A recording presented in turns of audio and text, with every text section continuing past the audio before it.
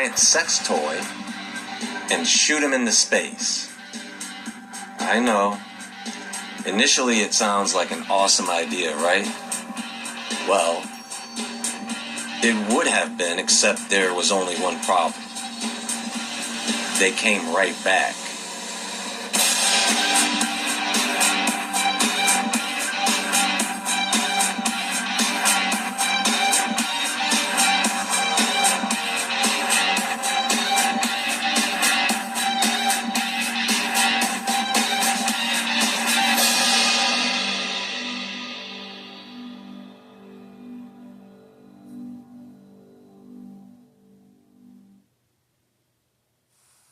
It's all happening too fast. What, you nervous about the wedding? No, it's the house, dude. We got approved. Oh. We finally have 2025's Imagine video. Katy Perry's Blue Origin space flight proves one thing and one thing only. The one news story that the entire world cannot stop talking about just keeps going. That's right. I'm referring to the historic all-female Blue Origin space flight, which took a crew of 6 women, including 3 very famous ladies, to suborbital space and back in less than 11 minutes on Monday.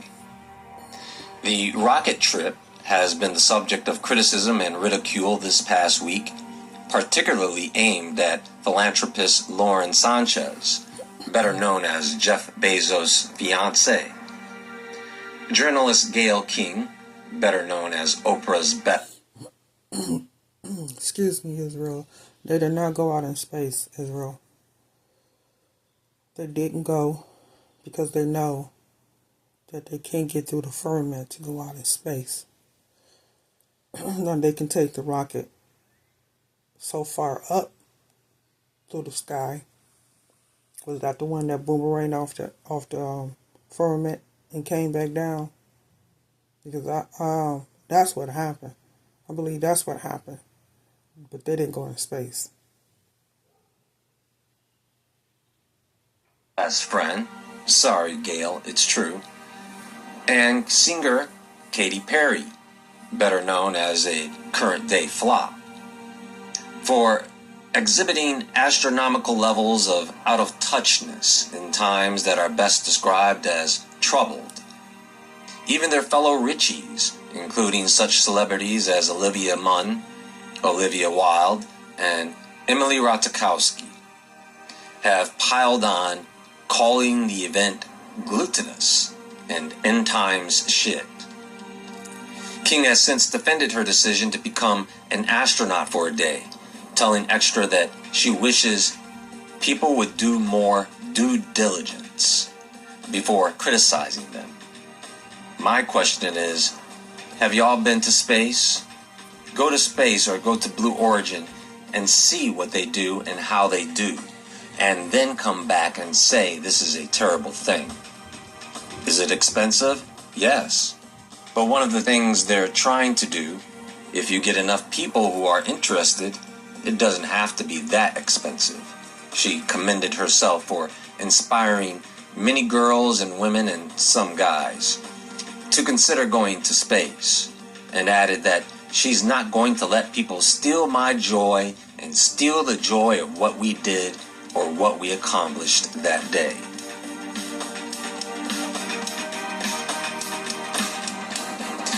Well, one thing is for sure, they definitely are not going to steal my joy of covering this story. Now, first things first. Some people think that this whole thing was faked. And in my opinion, you really don't have to fake this. They only ascended to just past the Kármán line, which internationally would be considered space, or the edge of space, 100 kilometers or 62 miles above sea level. Now, So they went so far up, Israel, and then came back down, like they actually went to space. Like you have the astronauts who prepare and plan and test and go over a lot of different tests before they even go out in space, their so-called space. But you got 6 women that went up there in less than 11 minutes and came back down. No, they didn't. Now, could parts of this be real and parts of this be fake? Sure. And that would make more sense. You only fake the parts that you need to fake, right? And then you distract people with theatrics. For example, the hatch opening from the inside before Bezos had a chance to open the hatch with less effort than it takes to remove a lug nut from a tire. And the reason for that is, and you can hear Bezos say this, and I quote, "Oops, you didn't really close it again." And that's because the capsule is equipped with an emergency egress system that allows crew members to open the hatch from within if necessary.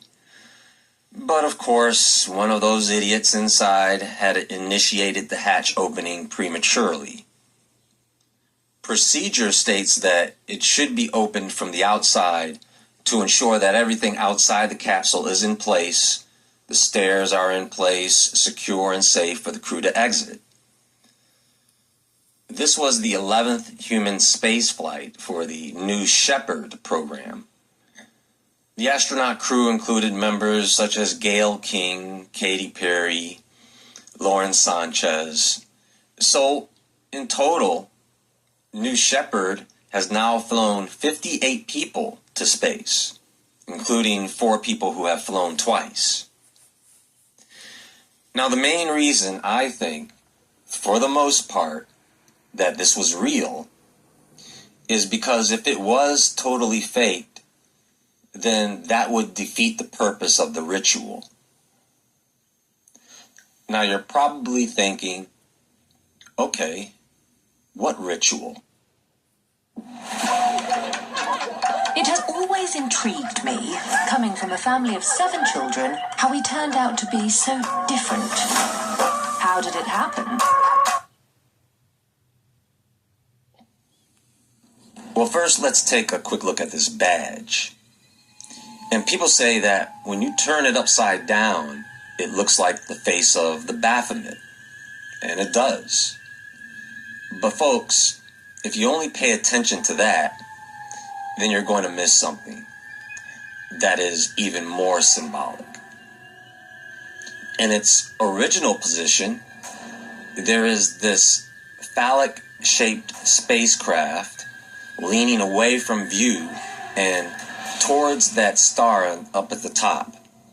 That's why it kind of looks like a different craft, but it's the same craft, just at an angle pointed away from you. Now, on either side of the craft, you have the profile silhouettes of 6 women. Can you see it? And they look as if they are facing the phallic symbol to kiss it. Do you see? Now let me explain this. In ancient mythologies, particularly in Sumerian and Egyptian traditions, the divine feminine, which is the phrase that Katy Perry couldn't help herself but utter in her post-flight interview, this is often portrayed as a powerful force that engages in symbolic rituals involving the phallic principle. Not merely as an act of physical union, but as a sacred rite intended to restore cosmic balance and ensure fertility, renewal, divine order. Okay? In Sumerian mythology, the goddess Inanna, also known as the Queen of the Heavens, embodies both love and war.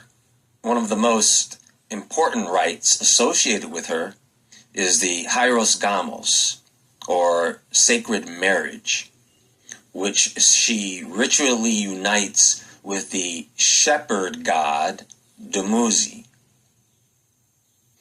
This union, often described in explicit erotic terms in ancient hymns, was more than symbolic lovemaking. It was a divine act that connected the spiritual realm with the material world. By embracing the masculine principle, represented by the phallus, Inanna wasn't submitting, but rather activating a sacred flow of life force meant to bless the land with abundance, bring fertility to the people, and legitimize the rule of kings through divine sanction. In Egyptian mythology, the goddess Isis performs a deeply symbolic act following the murder and dismemberment of her husband Osiris. After recovering all of his body parts, except for his missing phallus, believed to have been lost in the Nile, Isis fashions a golden replica. Through magical means, she reanimates Osiris and unites with him, conceiving their son Horus in the process. This ritual is significant because it is the reconstitution of the phallic symbol, and the sexual union signify not only the resurrection of divine masculine power, but also continuation of sacred lineage and the restoration of order in the cosmos. The intended outcome of such rituals was multidimensional: spiritual renewal, dynastic legitimacy, agricultural abundance, and reaffirmation of the harmonious dance between feminine and masculine energies. In both traditions, the divine feminine is not a passive receiver, but an initiator and co-creator. The embrace, or even symbolic kissing of the phallic principle, is an esoteric act of power and reverence, a conscious merging of opposites that births transformation, order, and new life. Through these sacred unions, the goddesses channel their role as cosmic mothers and agents of rebirth, guiding humanity and the world back into alignment with divine truth and natural cycles. Do you understand now, folks? This was a baptism. That's why Oprah and the Kardashians were there. And anyone standing around watching that crap was partaking in the ritual. So, now you know just a little bit more about who these people worship. And when you hear Oprah mention God, you know what God she's talking about. So with that said, does this all make sense now? Can you see why this whole thing went down? Can you see why some of the crew members like Katy Perry kept using words like love and connection and divine feminine? Because using certain words was part of the ritual. So folks, even though they may have been able to hide their little secret from the public, they probably didn't count on me covering this. Anyway, enough of this. That's all for now, folks, and there is more to come soon. Hit the thumbs up button, like this video, and subscribe. Everyone have a fun day. And as always, stay awake, stay aware, stay safe, stay away from Botox, and I'll talk to you all soon.